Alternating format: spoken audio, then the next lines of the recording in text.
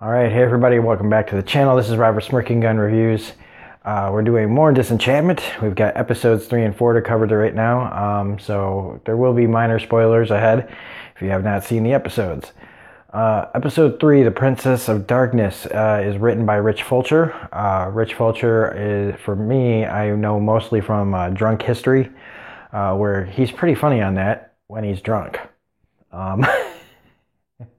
I've never seen him sober, so the writing in this is okay.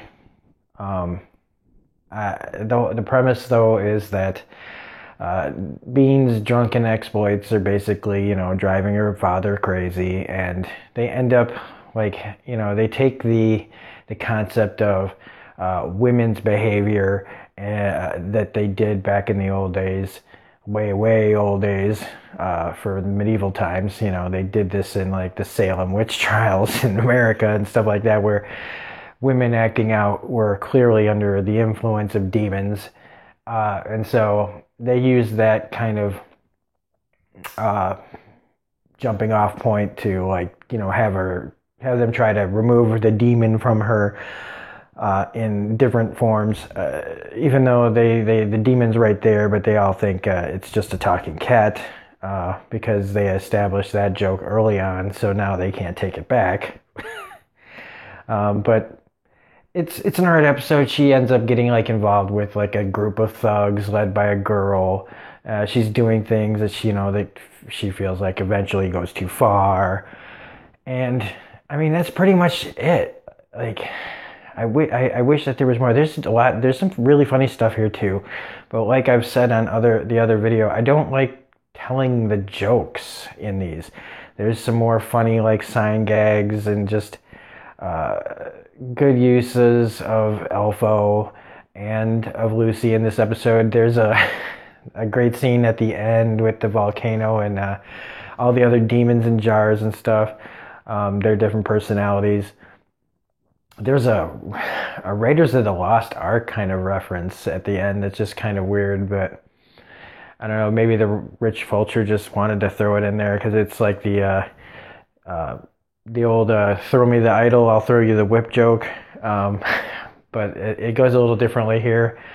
For episode 4, Castle Party Massacre, with that title, I thought we were going to get insane, and I think that that's what this show really needs more of, is just absolute bonkersness. Like in episode 2 with the mermaids, they really went for it there.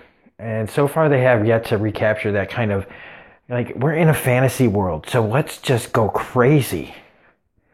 And so far it's just been pretty standard stuff of they'll take a trope, or they'll take something from the medieval times and then try to mix it up with, how wrong they were back then and how smart we are now, but still kind of stupid at the same time. So in this, nobody wants to, no guy wants to date her because her father will kill him, which is kind of silly because he's been trying to marry her off. Now I know he's been trying to marry her off to royalty, but it just kind of goes against at this point I would think the king would almost want to just marry her off to anybody, but story, so we can't do that. So the king has got some problems, so he's stomach problems and stuff. He feels he's fat, so they want to take him away. So this is where you get a really good start to a setup where it's the parents leaving town, and so the whole castle plans a party. Now the higher ups in this place plan an eyes wide shut type of orgy, which again, if they had explored that a little bit more, except for just the one scene they have, well, there's 2 scenes, but they're just so brief. The first one is just them going in the room. The second one is when Elfo comes to get these guys to help shut down the party. And they had a chance to do some really crazy stuff with this, but they didn't. What they did was kind of funny, but they just didn't explore it enough, because I feel that part of the story was more interesting than Bean just trying to cut loose, because nobody will cut loose with her because of who she is. There's some also good potential they had with the Vikings in this story that, again, they just didn't fully, go for. I think that, it's early though. This is the first season, and so a show finding its legs and everything, I think, what they're capable of. But I would have thought that after Futurama, this group of people would know, like, man, and we're on Netflix, so there's like hardly any constraints, that they would just be going for it full tilt. But they still seem to be holding back or on stories. I don't know. It's getting funnier too. There's some good jokes here. I mean, like the whole way people used to do things as far as health. There's, with the king and stuff, there's some good jokes in there about, just the medieval practices that they would use. In I think it was the Princess of Darkness. I like in that one where they take the queen's like drugs, like snake root or whatever.